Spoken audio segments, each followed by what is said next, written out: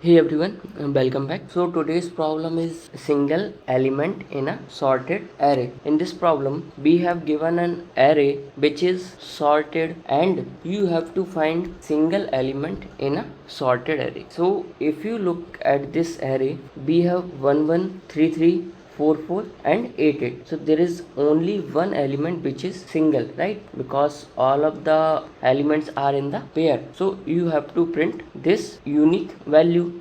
Similarly, if you take this example, in this example also we have these elements in a pair except 1, so you have to print 1. So there are multiple methods to solve this problem. First one is our map, in which we can store our data in a key value pair. In the key we are going to have our elements, right? And in the value we are going to have our frequency. So for 1 we have frequency of 2, means our 1 is 2 times in this array, right? Similarly 2 we have only 1 time. For 3 and 4 and 8, all of them are 2 times. So if you observe this map, only 2 is having a frequency of 1, so we can say our 2 is a unique, right? So for this we can declare a map something like this, and we can run our loop from 0 to n, and we can insert elements in the map while increasing the frequency. Then here we have to run another loop in the map, and we can check if we have value as a 1, that means it is a single value, right? So first we will create this map while inserting our key and updating the value. Then we will run another loop which will check if there is a element which is having frequency 1, then we will return that element, right? So the time complexity for this code is n for the loop, for this log n, right? Because every time it is updating our frequency, we have to search elements it is available or not, right? So overall time complexity will be n log n, and space complexity will be big of n, right? Because it is going to store all the values from the array. Now there is another method which will reduce our time complexity to the n and space complexity to the 1, which is use XOR, or we can say bit manipulation concept, but we haven't covered the bit manipulation, so we will solve this problem again using bit manipulation later. So now there is another method which will take time complexity of log n and space complexity of 1, right? If you look at this array, we have sorted array and we have to find something.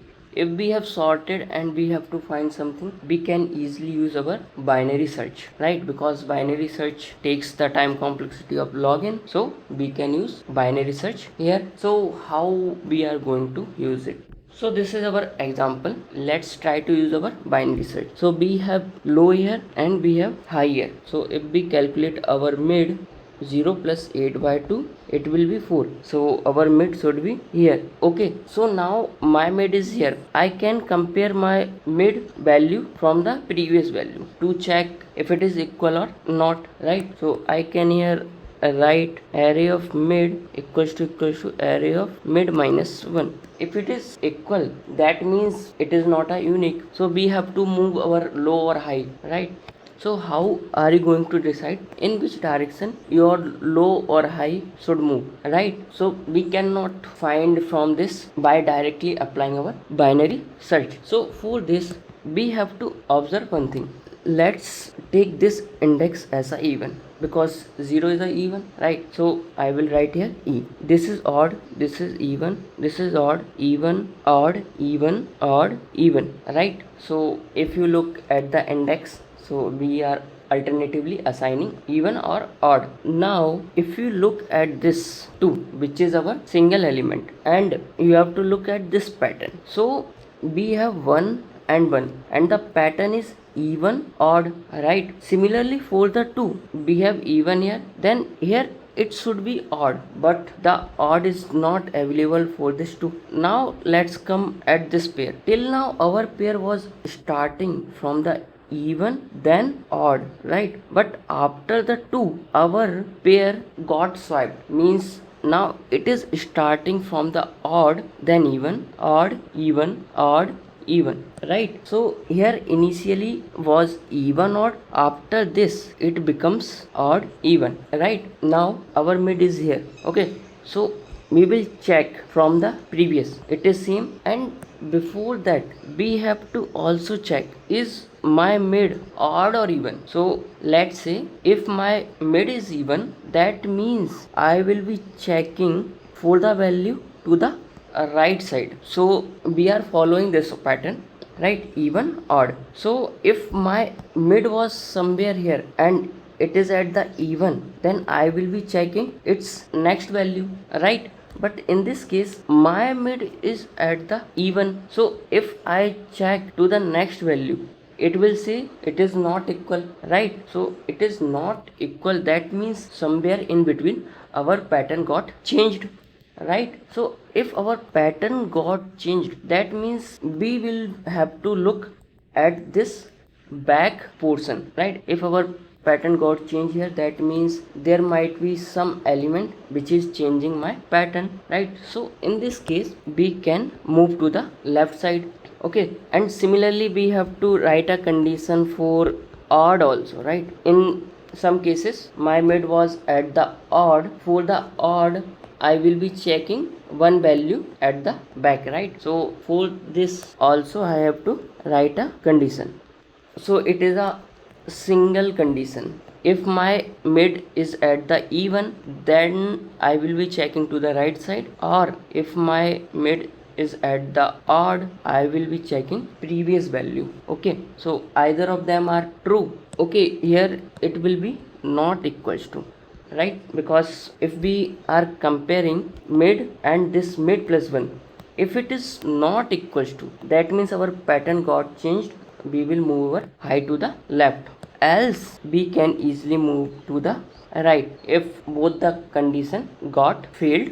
So for this example, if you look at this, we have made here, right? So we will compare, is my mid even, it is, and my value at the mid and the value at the next equal or not equal, that means the condition is true. If condition is true, that means our pattern got changed, so we will move our high to the left side, okay? And if our pattern does not change, that means move to the right side. So let's take another example. Let's say we have something like this or something like this. In this we have our single element at the first and the at the last. So if we try to run this code with this example, it will fail or it will give an error, right? Because here we are checking mid plus 1. Let's say if my mid is at this position, can I check for mid plus 1? No, right? So in this case it will fail. Similarly, if my mid is here, can I check for mid minus 1? No, right? So these two cases we have to handle before running this code. So for this you can easily compare, right? You just have to compare first value. If it is not equal, then you just have to return this, and similarly for this we will return this. So our binary search will be running from the here, right?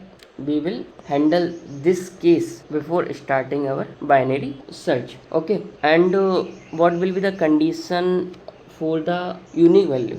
So for the unique value condition, this value, it should not be equal, also it should not be equal. So if both the condition are true, that means we can return this value. So let's write a code so you will be able to understand it. So we have this examples 1 1 2 2. In this example 2 is our unique, and similarly in this we have 10 as a unique. So let's first declare the size of array. After this, let's see if my array or vector was of the size of 1, right? Then we can say it is a single element and we can return our first element from the array, right? Something like this. We have array with the single element, so we can return this single elements. Now let's handle our value at the front and the value at the end. If we have unique value at the front, so we will check nums of 0 not equals to nums of 1. That means my first value is unique, right? So if we take this example, so this will handle this case. Similarly, we will check for the last value also, so it will be n minus 1 and n minus 2. So we will return here n minus 1. So for this, here we will write 1 and okay. So we handled cases at the first position and the last position, so we don't have to run our loop from the first and the last. So we can start our low and high from the second position and the last second position. Then we will run our loop and calculate our mid. After that, we will write a condition to check this is my unique or not. So for this, we will check mid is not equals to my previous value and my mid is not equals to my next value. So we can return here our mid, right? So we are checking previous and the next value. Now let's write our condition to move our lower high. So before that, we have to check my mid is at the even or odd. So if my mid at the even, that means I will be checking to the right. If my value to the right is not equal or my mid is at the odd, and if we are at the odd, we will be checking previous value. So mid not equals to nums of mid minus 1, right? So either of the condition is true, that means we can move to the left because our pattern got changed. So mid minus 1, else we don't have any problem with our pattern. It is following even odd, even odd, even odd. That means we will moving to the right side. After that, here we will return minus 1, right? Because we are returning our answer here. So this is by default, okay, because we have to return something. So let's run it. Okay, it should be nums. So our initial test case got passed, so let's submit it. So our code got accepted. Okay, so this is whole code. So you have to look at the pattern of even odd. If it is even odd, even odd, that means the pattern is correctly following, right? If at some case it becomes odd even, that means to the left side there is something which is changing my pattern. So we will move to the left, or else we will move to the right. So we are using binary search, so our time complexity will be log n and the space complexity is big of 1. So that's it for today. Until then, thank you everyone, have a nice day.